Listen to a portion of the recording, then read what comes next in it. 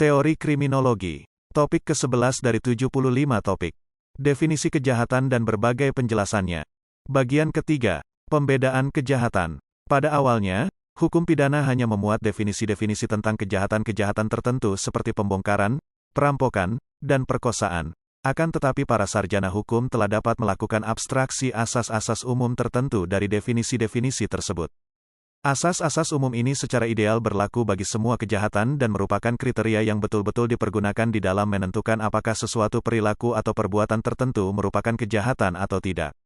Asas-asas itu sesuai dengan ciri-ciri khas yang ideal mengenai keseluruhan kesatuan hukum pidana ialah politicality, specificity, uniformity, dan penal sanction yang sebetulnya asas-asas tersebut dapat dipandang sebagai terjemahan karakteristik yang ideal perihal hukum pidana sebagai ketentuan-ketentuan perihal karakteristik yang ideal bagi semua kejahatan.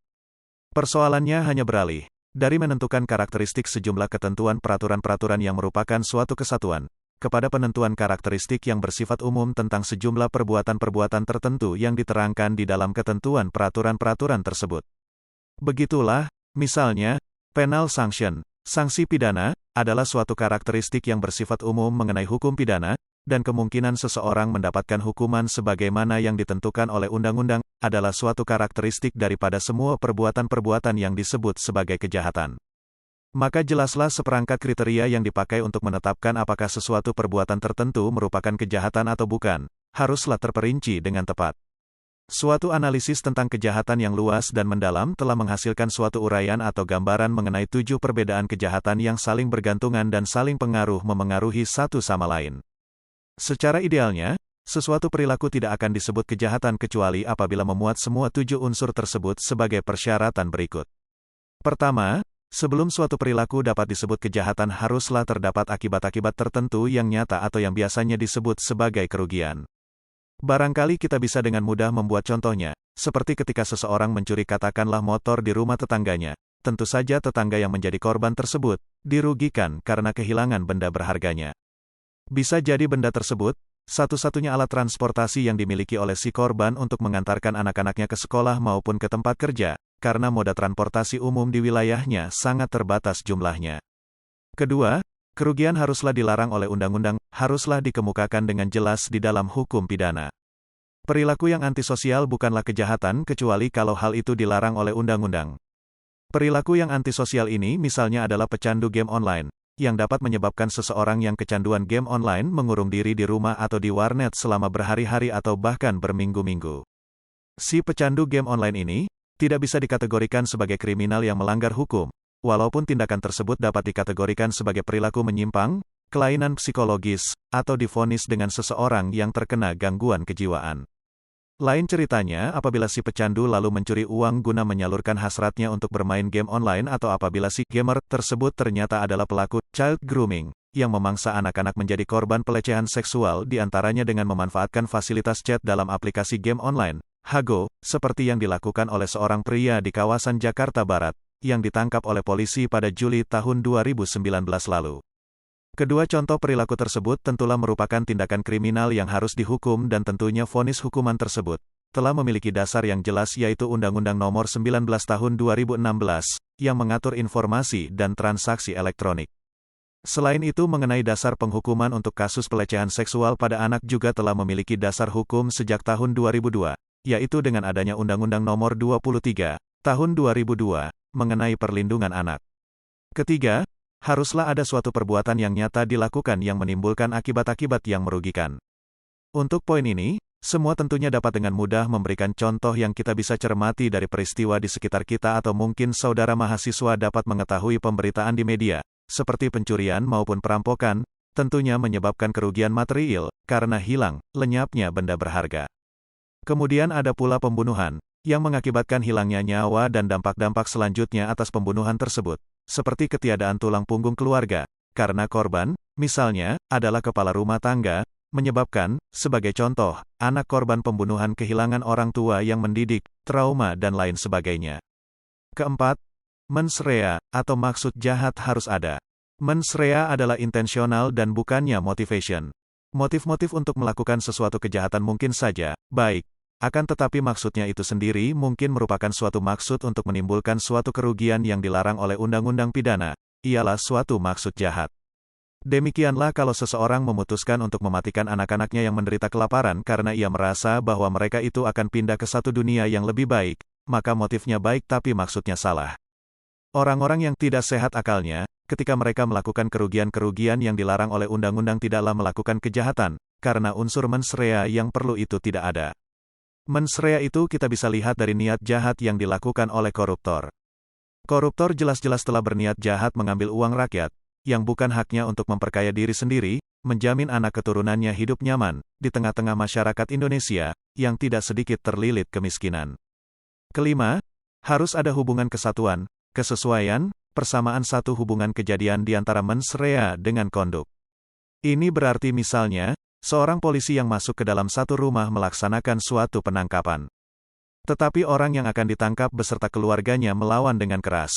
Akibatnya, polisi tersebut dalam suatu pergumulan akhirnya mencederai salah seorang keluarga orang yang akan ditangkapnya. Bahkan karena panik dan marah, orang tersebut mengalami perlakuan yang serius. Dalam kasus yang demikian, maka polisi itu tidak dapat dianggap sebagai seorang pelanggar hukum. Maksud kejahatan dan perilaku tidak bersamaan.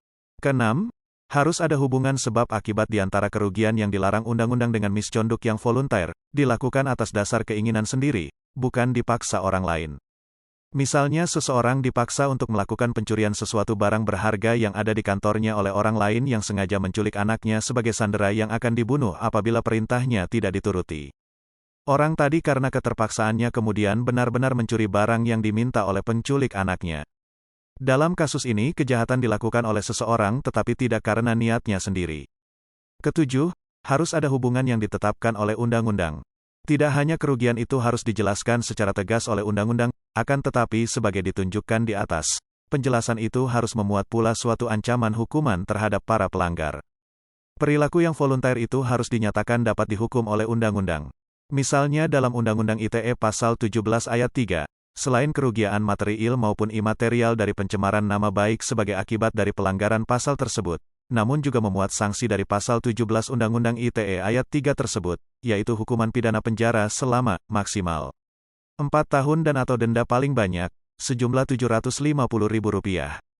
Demikianlah, jika mens rea, perilaku dan kerugian yang ditetapkan undang-undang nyata-nyata jelas ada, maka hubungan causal, di antara kerugian dengan misconduct hampir pasti selalu ada. Sebagai akhir kesimpulan, perbedaan-perbedaan di atas menggambarkan jenis-jenis atau pokok-pokok persoalan yang harus digarap baik oleh para ahli hukum pidana maupun oleh para teoritisi hukum pidana. Tentu saja terdapat banyak perkecualian-perkecualian di dalam hal generalisasi bahwa hal-hal yang disebutkan di dalam 7 butir di atas adalah unsur-unsur semua kejahatan. Teori hukum pidana bukanlah sekumpulan kesatuan asas-asas yang tegas dan oleh karenanya maka terdapat penyimpangan-penyimpangan dari hal-hal yang logis dan ideal. Untuk menggambarkan hal-hal ini, kita bisa menyebutkan 2 perkecualian pokok dari perbedaan tersebut sebagai berikut. Pertama, maksud kejahatan di dalam konsep yang umum, tidaklah perlu ada di dalam beberapa kejahatan. Di dalam beberapa perkara, apa yang disebut perkara-perkara dalam strict liability, maksud si penyerang tidaklah diperhatikan. Dengan demikian, katakanlah walaupun si koruptor mengambil uang negara untuk tujuan mulia seperti membangun rumah ibadah, menyantuni anak yatim piatu, pergi umroh dan lain sebagainya, dalam hukum pidana maksud-maksud mulia tersebut, sangatlah diabaikan. Hal ini disebabkan, bahwa dalam hukum pidana, khususnya contoh kasus korupsi tadi, si koruptor toh telah melakukan perbuatan yang melanggar hidup pidana karena telah menyebabkan kerugian negara. Bahkan sebaliknya, orang yang bersangkutan dianggap bertanggung jawab atas akibat-akibat perbuatannya dengan tidak memandang apa maksudnya. Pemeriksaan perkara, statutory rape, adalah suatu perkara macam ini bagaimanapun rumitnya perhitungan-perhitungan, pemeriksaan atau penelitian yang dilaksanakan oleh seorang laki-laki untuk sampai kepada kesimpulan bahwa kawan perempuannya telah lebih dari cukup umur. Namun apabila si laki-laki itu melakukan hubungan seksual dengan perempuan itu masih belum cukup umur, maka laki-laki itu telah melakukan perkosaan statutair. Beberapa pelanggaran dalam kesejahteraan umum tertentu, seperti misalnya menjual makanan yang telah busuk dan pelanggaran-pelanggaran lalu lintas yang menyebabkan seseorang meninggal, diadili menurut cara-cara peraturan itu juga. Sama halnya dengan itu berdasarkan doktrin kejahatan, pembunuhan, penganiayaan, maka para terdakwa dianggap penjahat bagi pelanggaran-pelanggaran yang jauh lebih berat lagi daripada yang mereka maksud.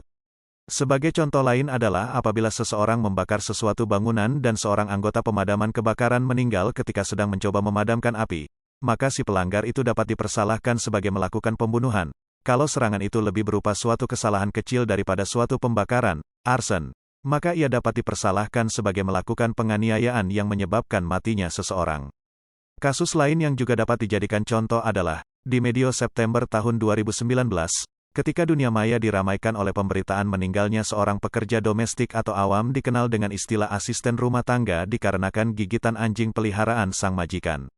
Kasus ini tentu saja si pemilik anjing tersebut akan diberikan sanksi hukum karena kelalaiannya tersebut, yang menyebabkan meninggalnya salah seorang karyawannya. Kedua, motif dan intention, niat maksud, dikacaukan pengertiannya di dalam banyak keputusan-keputusan pengadilan. Di dalam kejahatan pemerasan, misalnya motif diperhatikan benar-benar secara khusus dan tersendiri. Di banyak negara, orang tidak boleh menerbitkan atau menuliskan sesuatu berita yang dapat dibaca oleh masyarakat umum jika dampak dari pemberitaan tersebut dapat merusak kehormatan atau nama baik orang lain, walaupun motif penerbitan itu baik. Persekongkolan jahat juga sering menyangkut pertimbangan dan penilaian baik atas motif-motif maupun atas maksud atau niat seorang terdakwa. Namun pada banyak kejadian persoalan motif itu hanya dipersoalkan di dalam segi administrasi hukum pidana, yaitu di dalam hal membuat suatu keputusan mengenai tingkat berat ringannya hukuman yang harus dikenakan kepada seorang penjahat. Demikianlah materi ke-11 teori kriminologi. Channel ini membantu memahami mata kuliah bagi para mahasiswa di perguruan tinggi manapun di Indonesia, maupun masyarakat umum. Video tutorial ilmu hukum, ilmu pemerintahan, ilmu komunikasi, ilmu manajemen, ilmu administrasi dan lainnya disajikan di channel. Video tutorial dituturkan dan disubtitelkan agar dapat ditonton, dibaca sambil didengarkan. Untuk pemahaman yang lebih baik, putar dan dengarkan video tutorial berulang-ulang. Subscribe dan like, agar Anda mendapatkan update tutorial lainnya. Bagikan link video ini, agar teman lain juga mendapatkan manfaat channel ini. Sampai jumpa.